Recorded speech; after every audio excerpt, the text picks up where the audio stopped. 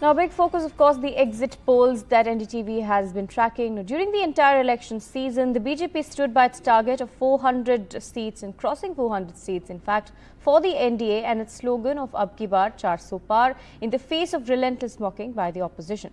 But if three exit polls are to be believed, the ruling party is going to have the upper hand. My colleague Maria Shakil takes us through the analysis. Also listen into what leaders had to tell NDTV. So if these numbers hold, Vedant, as journalists, we have always been careful and cautious because these are exit poll numbers, not the actual results, which we'll be seeing also finally on 4th. If these numbers hold, Prime Minister Narendra Modi is set to return with a bigger mandate. He'll become the only Prime Minister in Indian political history to have bettered his numbers. So the BJP is not only holding on to the numbers that they won in 2019, which was around 303, they are also improving. The big message would be that Indian politics and analysts will need new lexicon. If it is about pre-incumbency, it was about pro-incumbency in 2019, then what will this incumbency or pro-incumbency be called? So perhaps a new language.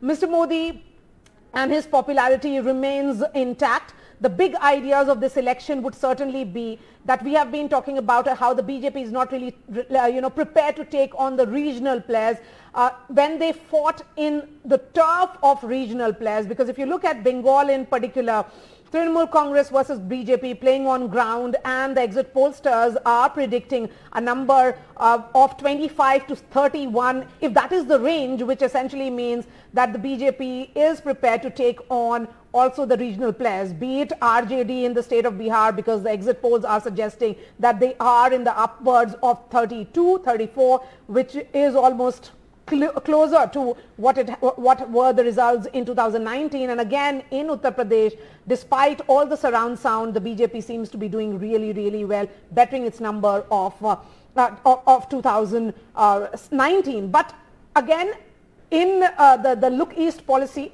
seems to have worked in Odisha in particular, because numbers are surprising. Many pollsters are suggesting that the concern, of course, for the party would remain southern India. They may be improving their vote tally, although none of the pollsters have suggested or released the vote share. But in terms of translation of seats, there is not much of a surprise either in Kerala or in Tamil Nadu. The last 10 years of the BJP and Prime Minister Narendra Modi ji, it was clear to anybody who was taking a reasonable view towards these elections that the people were decisively going to give him another mandate. Of course, we had this spectacle over the last 90 days of the Congress and the NDA alliance trotting out all kinds of tactics and negativity into these elections.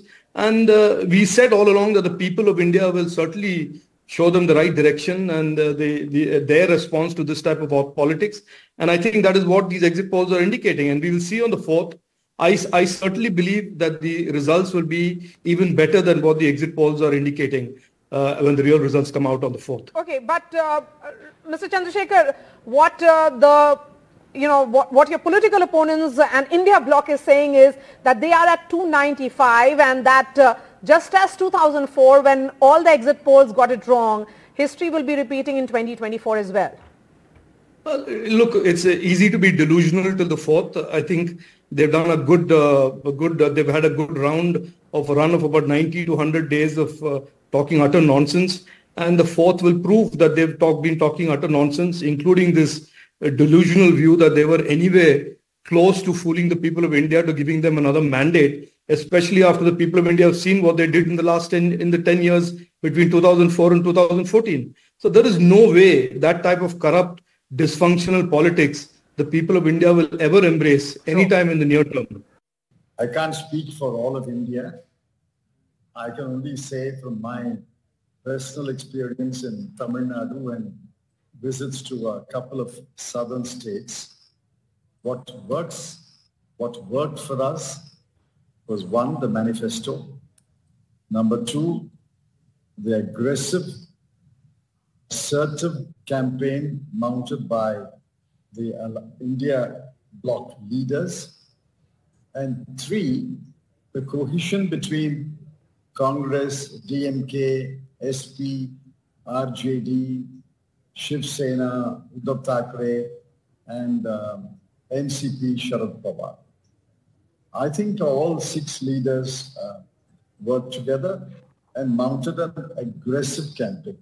I have elsewhere described it as an unusually aggressive campaign. I think these are the things that worked for us. What may not work for us, may not have worked for us, I'll have to wait to talk to my colleagues when I return to Delhi. Well, I was surprised that the Prime Minister did not speak about his own party's manifesto. I have not heard a single speech of the Prime Minister or any of the other leaders of the BJP where they went into the contents of their manifesto and sold the promises of the manifesto. In fact, the manifesto was only a string of praises for Mr. Narendra Modi. There was no structure or content to the manifesto. Okay. The manifesto was not even called election manifesto. देखिए, देश की जनता ने जो मन बनाया था चुनाव campaign में, हम देख रहे थे कि तीसरी बार प्रधानमंत्री नरेंद्र मोदी जी ही बने, उसके अनुरूप ही एग्जिट पोल आ रहे हैं। सीटों का आंकड़ा लग रहा है, जो दावा है 400 के आसपास पहुंचने का, बहुत मजबूत सरकार बन रही है जी। सारे एग्जिट पोल यही दर्शा रहे हैं। राजस्थान में नुकसान हो रहा है, राजस्थान में भी अच्छा प्रदर्शन होगा। तीसरी बार हैट्रिक नहीं लग रही है, अच्छा प्रदर्शन हो रहा है।